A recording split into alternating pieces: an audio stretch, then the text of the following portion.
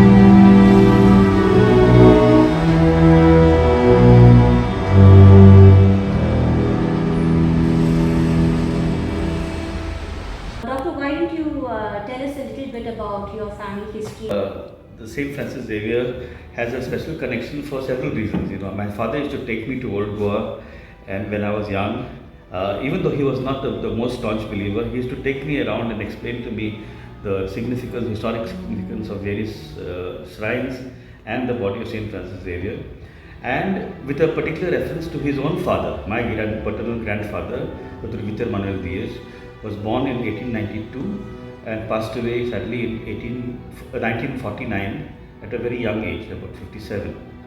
So his connection to Old Goa was what was called the Saniment, the Valley of Goa.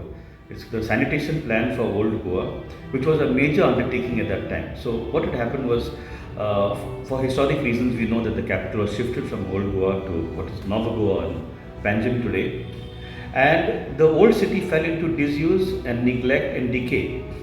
So especially after first of all, there was the plague, and there were lots of epidemics that led people to start migrating out of the city.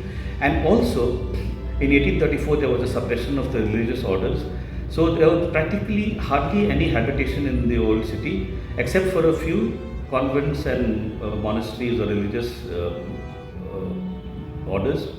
And so, at the time that my grandfather took on this project, he was leading a project by the Directorate of Health Services called Director of this South, Quadro South, and this was in the late 1940s, and it was covered extensively in the Goan press, even in independent India. So India got independent in 1947. So this was covered very, very extensively in 1948 by the Illustrated Weekly and many other Indian periodicals, and of course in Portugal. And the stress of it actually contributed to his death. The other connection is that my grandfather, the same gentleman, Vitruvius, was also the personal physician to the body of St. Francis Xavier. So he was appointed by the Portuguese government and the ecclesiastical authorities to periodically examine the sacred remains of St. Francis Xavier.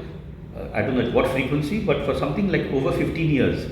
And there was a time in our house, there was a small fragment of the saint's skin which was kept in order to compare it with the body and talk about the state of preservation or lack thereof. The exposition, this year already upon us.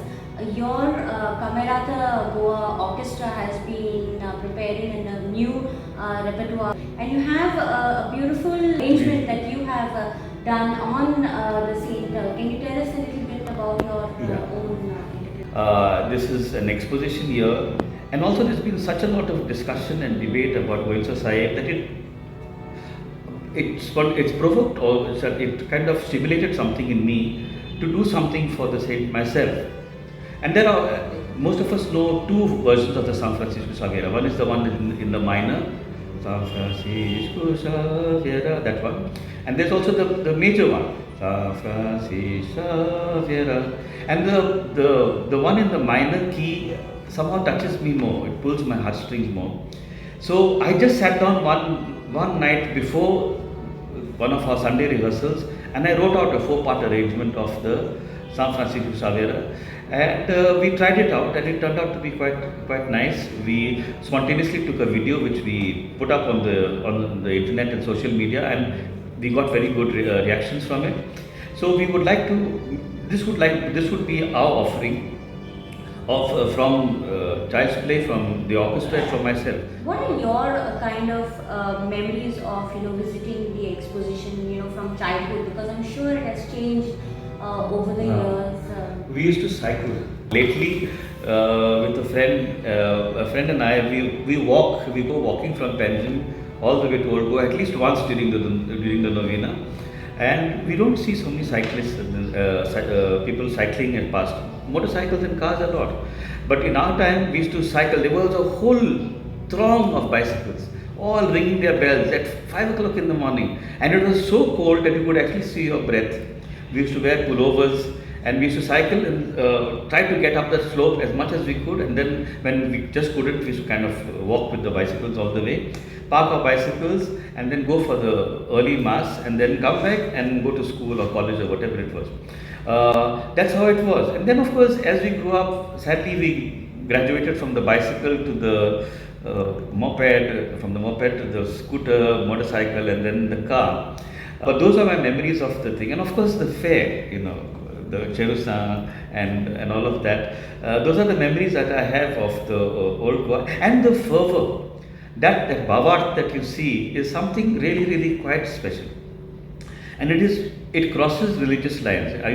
You will find people who are not necessarily Christian at the novenas and at the feast and at an exposition. Not only Christians or Goans of all faiths, Christians and everything else, but people from other parts of India, other parts of the world. I have come across people from Japan, from the Philippines. Yeah, so I have memories of for me, which was my first exposition was 1974, if I'm not mistaken. Yeah, I remember that one first funny memory I've got is of a new ice cream that had come out called Jumbo ice cream.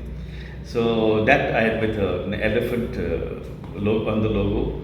And there was a big fair, not in Old Goa, but a fair in the Kampal ground with my first giant wheel. So I don't know how old, I was 8 years old. So those are my memories of the exposition and of course of the feast every year. So it is an integral part of being Goan, of our Goinkar Pond. It's very hard to take away, to separate that from who we are and what we are.